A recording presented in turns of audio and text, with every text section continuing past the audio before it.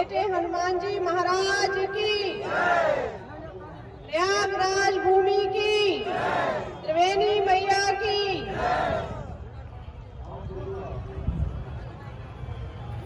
यहाँ पर लिखा है महाकुंभ स्वच्छता प्रहरी सम्मान समारोह। सबसे पहले तो मैं हाथ जोड़कर आपसे ये क्षमा मांगती हूँ कि जिस सम्मान के आप अधिकारी हैं और जो सम्मान मेरी दृष्टि में आपको मिलना चाहिए और जो स्थान समाज में मेरी समझ से आपको मिलना चाहिए, मैं स्वयं भी आपको उतना नहीं दे पा रही हूँ। ये सिर्फ एक सांकेतिक और एक पहल है, या आप सबको प्रणाम करने का मेरा एक तरीका है, जिसके कारण ये एक बहुत छोटा सा प्रयास आप सबको बुलाकर किया जा रहा है। कुंभ की धरा और महाकुंभ हर वो व्यक्ति जानता है, चाहे देश का हो या विदेशों में हो, लेकिन कोई ये नहीं जानता कि जैसे घर में जब एक घर बनता है तो वो महल जैसा भी बन जाता है, एक मंदिर बहुत भव्य बन जाता है, एक झोपड़ी की परिकल्पना भी हो जाती है, लेकिन उसके नीचे का जो पत्थर होता है ना उसे तालियां मिलती है, ना वो किसी को दिखाई देता है। लेकिन अगर उस नींव के पत्थर को हटा दिया जाए तो वो महल भी गिर जाएगा, वो मकान भी गिर जाएगा, उस मंदिर की भी आधारशिला हिल जाएगी। आप सब इस महाकुंभ के वो नींव के पत्थर हैं, जिसके ऊपर 61 करोड़ लोग आकर स्नान कर कर चले गए और अपनी झूठन, मल मूत्र, सैनिटरी पैड, गंदगी, कचरा, बासी भोजन इस मन से छोड़कर गए हैं कि वो त्रिवेणी में डुबकी लगाकर जा रहे हैं। उन्हें मोक्ष मिलेगा, उन्हें स्वर्ग मिलेगा, उन्हें पुण्य मिलेगा, और बाकी का काम सफाई कर्मचारियों का है। और जब हम सफाई कर्मचारी शब्द कहते हैं तो हमारे दिमाग में एक शब्द आता है जो पूरा समाज सोचता है। एक ऐसा वर्ग जिसका काम है कचरा उठाना, एक ऐसा वर्ग जो गैर पढ़ा लिखा है, एक ऐसा वर्ग जो आंखों से भी लोगों का तिरस्कार सहता है, और पास से अगर निकल जाए तो लोग दूरी बना लेते हैं। वो ये नहीं सोचते कि ये वही वर्ग है जो हृदय से लगाने लायक है, ये वही वर्ग है जिसके कारण आप कुंभ की धरा पर स्नान कर पा रहे हैं। ये वही वर्ग है, अगर आपके घर के आगे एक दिन ना आए तो आपकी रसोई से दुर्गंध आने लगती है। और ये वो समाज नहीं है जो गैर पढ़ा लिखा है। अभी मेरी एक भाई से बात हुई, उसने मुझसे इंग्लिश में बात की। तो ये वो लोग हैं जिनमें से कुछ ग्रेजुएट हैं, जिन्होंने पढ़ाई की, कुछ सपने देखे, लेकिन कुछ परिस्थितियां उनके घर की अवश्य ऐसी रही होंगी, कुछ समय की प्रतिकूलता ऐसी रही होगी जो वो इस कार्य में निकले। और मैं आपको ये अपना अनुभव साझा कर रही हूँ और आपकी मार्मिकता को समझते हुए आपसे ये कह रही हूँ, जो कार्य आप कर रहे हैं वो कार्य सम्राट भी नहीं कर सकता। तो कभी इस कार्य में अपने आप को हीनता का भाव मत आने देना। जो तुम्हें तिरस्कार की दृष्टि से देख रहे हैं वो कम पढ़े लिखे हैं, तुम कम पढ़े लिखे नहीं हो। जो बाहर कचरा फेंक के जा रहे हैं वो अल्पज्ञानी हैं, और आप लोगों को तो डुबकी लगाने की आवश्यकता भी नहीं है।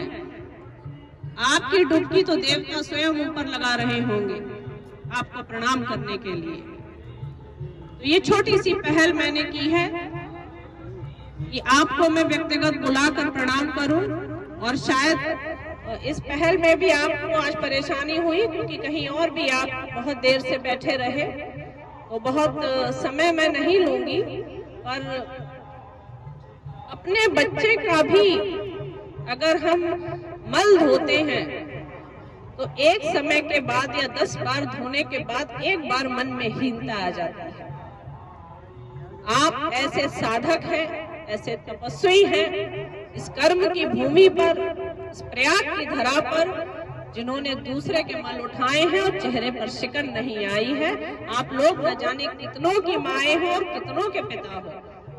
जो कार्य माता पिता भी हीन भावना से किसी किसी समय करते हैं, वो आपने चेहरे पर हंसी के साथ की। हमारे शिविर में अगर भैया लोग आए और मैंने कभी भी कहा भैया थोड़ा बाहर झाड़ू मार देना, उन्होंने उसी मुस्कान से कहा हाँ दीदी अभी करते हैं। तो वही लोग तपस्या करके नहीं गए हैं जो धुना रमा रहे हैं, जो भंडारा कर रहे हैं, जो प्रवचन दे रहे हैं, जो कथा कर रहे हैं।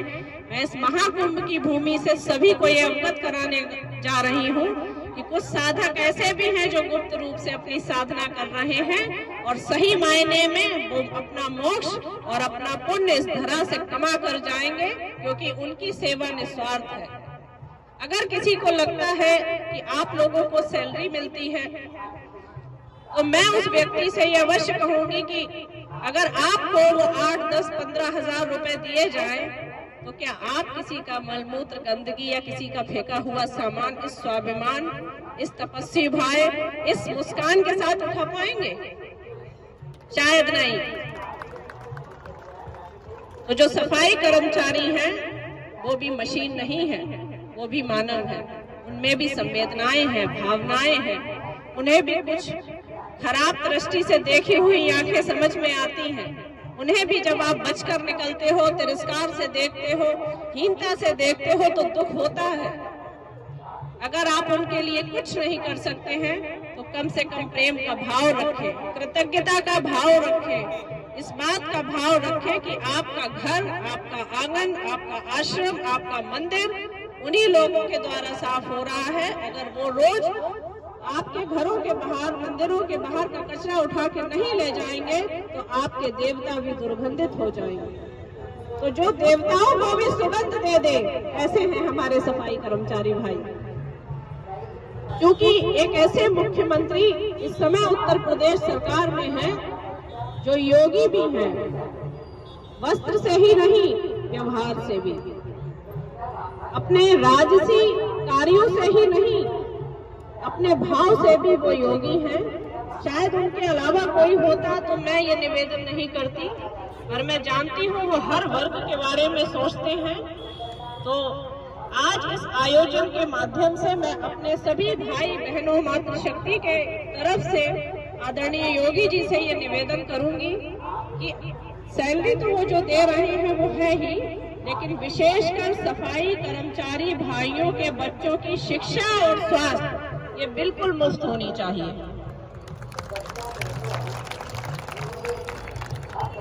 कोई ऐसी तकनीक, कोई ऐसी मशीनें आनी चाहिए जिससे हमारी सफाई कर्मचारियों की मातृशक्ति और भाई लोगों को हाथों से कचरा ना उठाना पड़े। ये सोचना पड़ेगा कि वो भी हृदय रखते हैं, उनके भी हाथों में एलर्जी हो सकती है, उनके भी हाथों में कुछ परेशानी हो सकती है, उनके भी पैर लगातार कचरे में पड़े पड़े सड़ सकते हैं।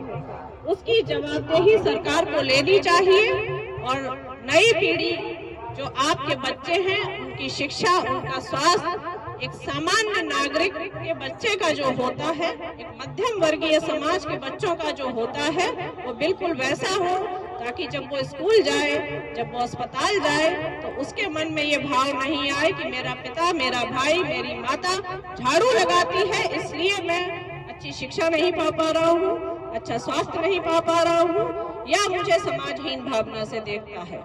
और आपकी अगली पीढ़ी आपके बीच से निकलकर कुछ अच्छे पदों पर बैठे, कोई आईएएस बने, कोई राजनेता बने, कोई अच्छा अधिकारी बने, ये मेरी प्रार्थना भी है और मैं आशा भी करती हूँ कि आप अपने बच्चों की शिक्षा पर बहुत अधिक जागरूक रहें।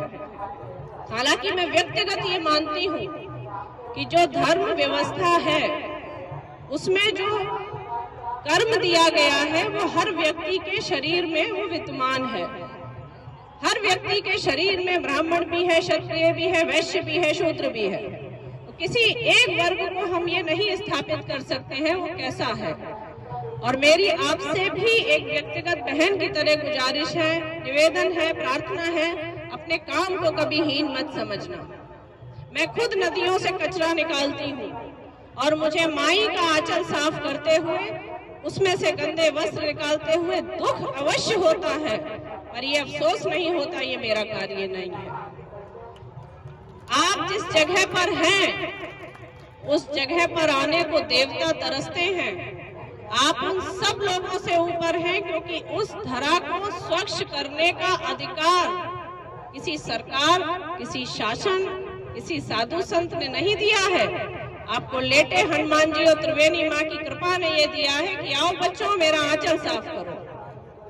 तो आप हर उस श्रद्धालु से ऊपर स्थान रखते हैं जो यहाँ गंदगी करके जा रहे हैं, और आप माँ का आंचल साफ कर रहे हैं। अपने ही घर में देखिए ना, कौन सा बच्चा आपको ज्यादा दुलारा है, जो आपको गाली देगा, जो आपके मुंह पे कचरा फेंकेगा, या जो आपका ध्यान रखेगा, आपकी सेवा करेगा, आपको अच्छी सुविधाएं देगा। तो हमें वही बच्चा प्यारा होता है जो हमारे प्रति दायित्व निभाता है। तो आप सब माँ त्रिवेणी के लेटे हनुमान जी के प्रिय बालक हैं, जिनको उन्होंने जिम्मेदारी दी है। बिना चेहरे पे शिकन लिए, लोगों का तिरस्कार सहते हुए आप ऐसे ही इस कुंभ की पवित्र धरा को साफ करिएगा। कोई और देखे ना देखे, ऊपर बैठा कोई देख रहा है, और मेरे जैसी बहन सदैव आपके लिए तत्पर रहेगी। मैं जिस योग्य हूँ उस योग्य सदैव आपकी सहायता करने के लिए तत्पर रहूंगी।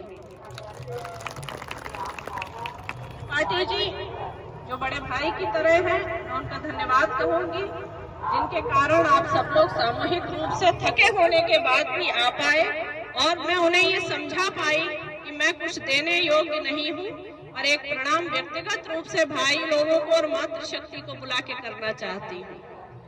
इस कुंभ की धरा से जब मैं यहाँ आई थी तो डुबकी लगाने नहीं आई थी। मेरे मानस पटल में केवल और केवल आप लोग थे, और मैंने सोचा था मैं आपके हिस्से का काम करूंगी। इसीलिए एक थाली प्रकल्प चला, ताकि अखाड़ों से, शिविरों से और कल्पवासी के किसी भी स्थान से प्लास्टिक की पत्तल और थर्माकोल की पत्तल ना निकले, और आपको कम से कम कचरा उठाना पड़े। इस महाकुंभ की भूमि पर मैं केवल ये संकल्प लेकर आई थी कि मुझे अपने सफाई कर्मचारी भाई बहनों के साथ मिलकर काम करना है। कई बार मैं आपके साथ खड़ी हो पाई, कई बार नहीं हो पाई, लेकिन दिन रात इन 45 दिनों में मैंने आपका ही काम किया, और निष्कर्ष ये निकला कि कल्पवासी के शिविरों से पत्तलें और प्लास्टिक नहीं निकल रही होंगी, ये आपने भी देखा होगा। उसी प्रकल्प में आज आपको छोटा सा एक सम्मान देने के लिए थैले और थाली वितरण का यहाँ पे एक प्रकल्प बहुत छोटा रखा है, जो आपकी सेवा के सामने कुछ भी नहीं है।